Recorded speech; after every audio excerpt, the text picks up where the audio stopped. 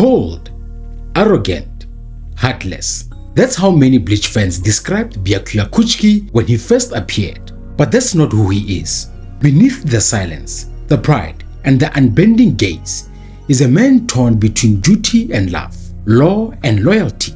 Byakuya isn't just misunderstood by fans, he's misunderstood by the very same world he serves. This is the story of the 6th Division captain who hid his inner conflict behind pride. This is why Byakuya Kuchiki might be the most misunderstood captain in all of Bleach.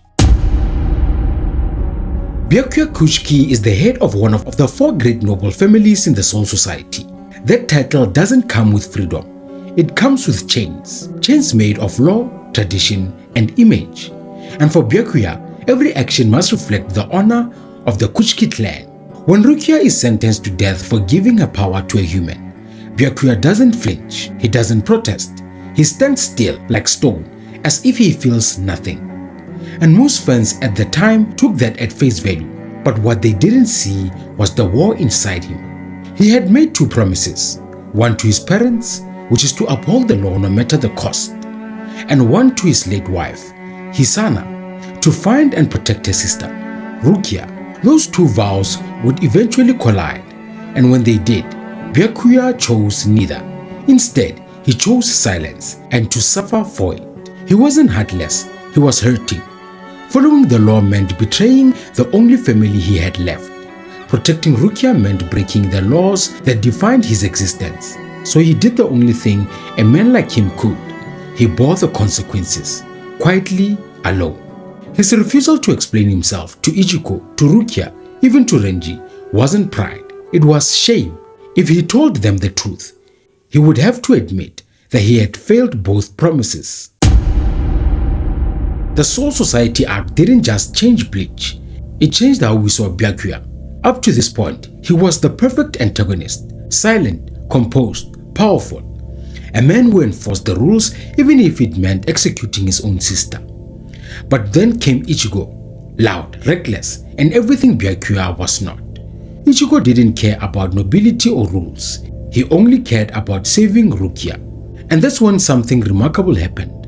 Byakuya didn't clash swords with Ichigo, he clashed with an idea that maybe saving someone you love is more important than following the law.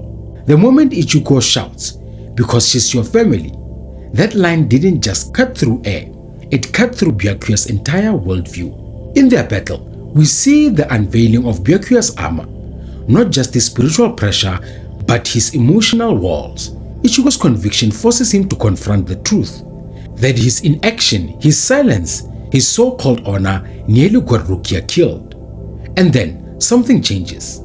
After the fight, when Rukia is saved, Byakuya finally speaks the words he kept buried for so long. He tells her the truth about Hisana, about his promises, about why he stood silent. And then, he does something we never thought he would do. He apologizes.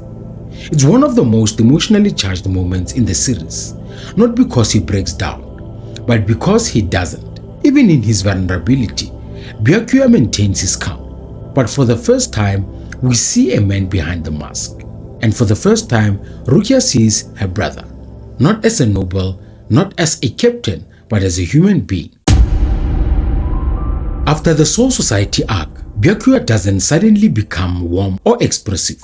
That's not who he is, but his actions begin to speak louder than any words. He starts fighting with Rukia, not just for her. He shows trust in Renji, he stops enforcing the law as a weapon and begins interpreting it with nuance. The man who once clung to tradition becomes someone who knows when to bend it.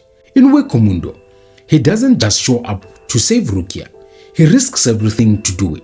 And when he's asked why, his response is simple: because I made a vow. But this time, the vow isn't about rigid rules or ancient promises. It's about choice, about family, about protecting what truly matters. Byakuya continues to evolve quietly. During the Fullbring arc, while other captains mock Ichigo's return, he shows respect, not because he's trying to flatter Ichigo, but because he's grown. He's learned that strength isn't about status, it's about conviction.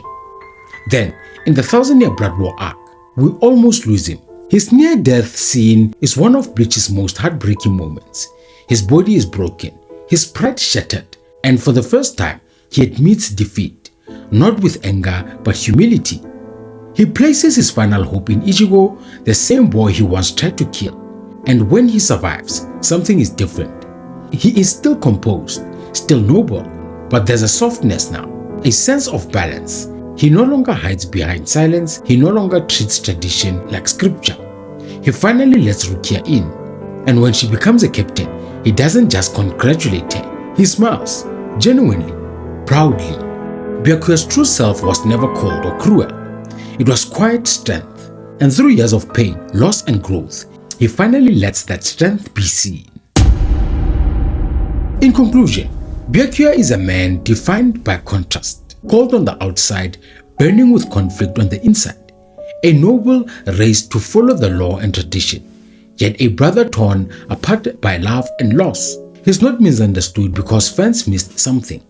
He's misunderstood because he hides everything, his pain, his guilt, his love. He never shouts, never explains, never begs to be understood.